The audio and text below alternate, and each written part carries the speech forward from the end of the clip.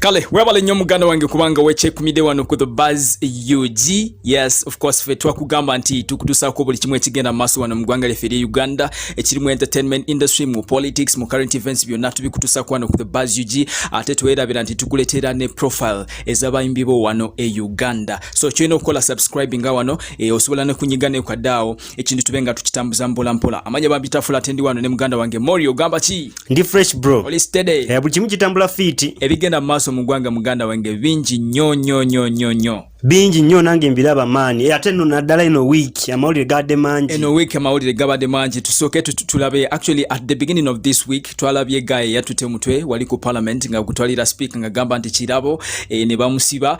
Tulabye prison break wali Moroto, ne tulaba Makerere kateri ku muliro, tulabye kati Chameleon bye biriwo Chameleon ndoza chaliwo. By the way, in this very week as well twabadde mu ne Balam, useful idiot Balam ne Namboze piglet, political piglet right there.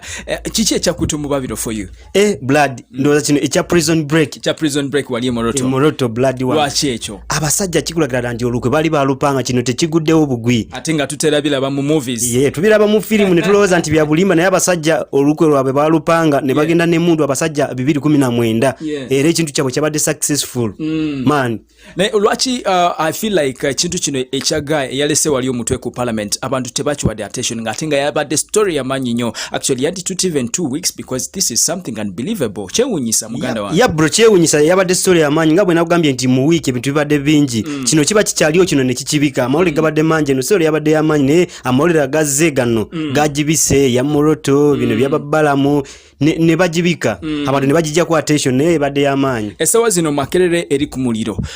Of course abantu batandise biteka mu politics bagamba nti wali abajocheza abantu bagamba nti no it's just muliro bya bulijo muliro naye nga lwaki abantu buli kimu bateka mu politics muganda wange oba you also among those people balowooza nti kino kintu kiri mu politics still kiri mu politics kubanga muganda nawe oli kwabo balowooza nti kiri mu politics tulina okutunula ensonga nyingi ku kino ekintu ekisookera ddala tubadde tusubira omukulembeze w'eggwanga okwogera olunaku lwaleero era genda kwogera olunaku lwaleero kubanga tebanakyusamu abantu nga bagamba ayinza okuopeninga amasomero baddeyo abaana basome like Makerere universities kati goloza lwaki kino ekintu kya okarinze leero oba ekyo kitegeeza politics nekirala nti bino ebintu byonna bitambula mu politics muganda wange bamafia bakyayagala abaana basigale waka lwaki bakyayagala kino ekintu badde abasajja bali mukola sente mu mbeera ya corona eno kati tebagala omusajja kuvayo president kuvayo na opening amasomero bakyagala basigale abantu sigale mu mbeera eyo bo mulimu abafunamu naye ffe tetukimanyi mulimu nga abantu tebaliwo abantu tebali mu masomero mulimu abakifunamu yap man Kale katogere ku muganda waffe ono Chameleon fena tukimanyi nti Chameleon agenda kwesimbawo 2021 ajja kukyamea wano e Kampala and yali agambye nti agenda kugira mu National Unity Platform party ya Bobi Wine naye nga esawa zino ekiriwo omusajja bamusudde people power card bajiwadde Latif Sebagala yagenda kubanga akwasaganya mu National Unity Platform oba he's the one who is coming on that particular ticket for people power naye nga abantu kintu kino batadde mu politics kale bakyogedeko nnyo nga bagamba nti Bobi Wine akoze bubi nnyo obutasupportinga muyimbi munne. First of all njagala tutunulire one of the reasons to why lwaki omusajja ono tebamuwadde card. Fena tukimanyi bulungi nti for over 15 years Bebe Cool, Chameleon, Bobi Wine, these guys have not really been connecting very well in the entertainment industry. And njagala kubuuza you as Morio, do you feel like that one could be one of the reasons to why guy tebamuwadde card tebamusupportinze tebamuendosinze?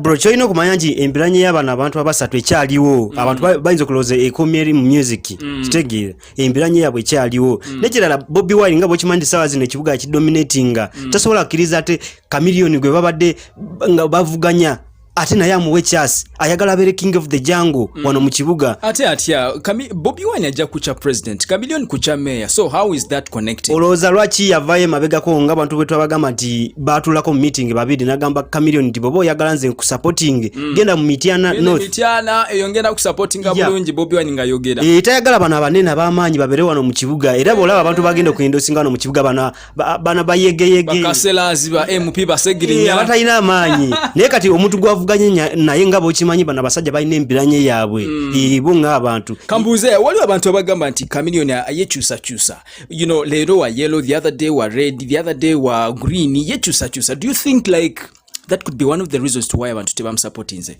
Eyo si esonga lwaki abantu abamu bagamba nti Chameleone guno gwe mulundi gwo ogusoose okuva ino announcing nti agenda kwesimbawo era gwe mulundi gwo ogusoose emabegako abadde akola sente ng'omuyimbi ng'abayimbi abalala yali ayimbako mu Tubonga nawo nga yimbira mu 7 ng'akola sente bamuwana nnyo agamba muzeeyi yoyo biki eyo ati okola sente otunda brand yo ekirala yavaayo juzi wa announcing n'agamba nze ngenda mu DP ngenda kwesimbawo ku Lord Mayor w'e Kampala n'agenda mu DP yali akyali awo mu DP n'agamba Bobi Wine n'ajja n'amaanyi mangi n'agamba lwaki. Ati that's one of the reasons to why bagamba nti yekyusa ate bagenda mwendo singa the other day akyuka agende mu NRM olaba ekisokera ddala Chameleone siyo omuntu gogamba nti abadde talina amaanyi nga balaba nti tebakyalina buwagizi mu bibiina gye bavudde then najja ku Bobi Wine. Chameleone ye muntu alina brand era naye yali akisuubira goloza Chameleone abadde takisuubira nti Bobi Wine ayinza obutamwindosinga lwaki ava mu DP bw'obanga abadde akisuubira okusokera ddala nga opening office ze wali eri ku Balintuma Road Emengo era yagamba nti abanup ne bwe batamba ticket oba bagenda jimba nze wentyo kwesimbawo ku Lord Mayor w'e Kampala naye yali azisuubira. Kale webale nnyo muganda wange kubanga wekyekuumidde wano ku The Buzz UG. Yes, of course fetwa. Anyway, chimanyi bulungi chali wangu na supporting Dr. Jose Chameleone chivolaba ayogera nnyo ku Chameleone but of course aina right you supporting omuntu gwayagala nange ngamba nti musajja tumwakalulu tumusupporting ekintu asobola kubanga akijusa. Webale nnyo ku subscribinga wano ku The Buzz UG tujja kubanga tukutusaako buli kimu ekigenda maaso mu ggwanga lyaffe erya Uganda mu entertainment politics byonna tubikuleetera wano ku The Buzz UG subscribing abobanga tunaba ku subscribing and also tapping out ku kadde osobola kubanga otegera buli kimu ekigenda maaso mu ggwanga lyaffe erya Uganda. Webale nnyo.